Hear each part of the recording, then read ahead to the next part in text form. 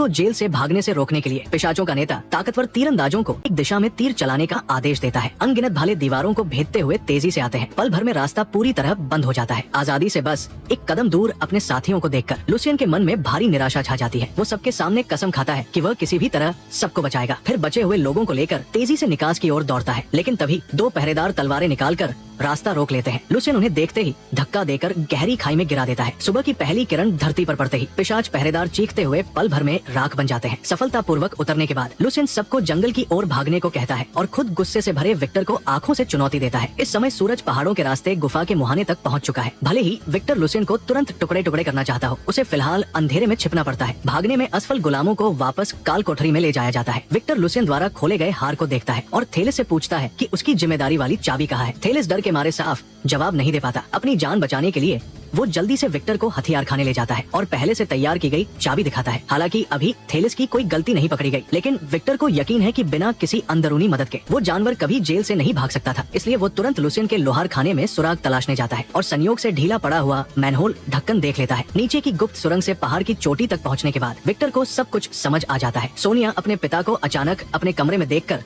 कुछ कहने ही वाली थी कि विक्टर ने उसकी गर्दन पर काट लिया और खून के साथ ढेर सारी यादें दिमाग में उमड़ पड़ी। विक्टर को आखिरकार अपनी बेटी के विश्वासघात और लुसियन के साथ उसके प्रजाति से परे प्रेम का पता चलता है। मैं तुम्हें सबसे ज्यादा प्यार करता हूँ। भागने में सफल लुसियन अपनी कसम नहीं भूलता। वो अपने भाइयों को अमीरों की जमीन पर सैनिक जुटाने भेजता है ताकि ज्यादा से ज्यादा लोग मिलकर विक्टर के शासन को उखाड़ फेंके। लेकिन समय की कमी के कारण उसके साथ आने वाले योद्धा बहुत कम थे। जीत की संभावना बढ़ाने के लिए लुसियन जोखिम उठाकर जंगली भेड़ियों के इलाके में घुस जाता है। अपने शाही रुतबे से वो ताकतवर भेड़िया सरदार को झुकने पर मजबूर कर देता है जैसे जैसे उसकी सेना बढ़ती जाती है। लेकिन सोनिया तय समय पर लुसियन से मिलने नहीं पहुंचती। वो हैरान था। तभी विक्टर ने नौकरानी से खबर भिजवाई कि सोनिया को कैद कर लिया गया है। सब जानते थे कि ये एक जाल है, लेकिन अपने प्यार को बचाने के लिए लुसियन अकेले किले में लौटने का फैसला करता है। दशकों की गुलामी ने उसे इस जगह का हर कोना समझा दिया था। वो जल्दी ही पहरेदारों से बचकर सोनिया के कमरे तक पहुंच जाता है। दोनों को एक दूसरे से मिलने की बातें करने का मौका नहीं मिलता। वे तुरंत उस गुप्त रास्ते की ओर बढ़ते हैं जो पहले मिलने के लिए इस्तेमाल करते थे। उन्हें नहीं पता था कि विक्टर को नाले के रास्ते का राज पता चल चुका है। उसने तेल के डिब्बे फेंकने का आदेश दिया और फिर मशाल फेंकी। जलती आग ने सभी निकास रास्तों को बंद कर दिया। मजबूरी में लुसियन को जमीन के ऊपर निकलकर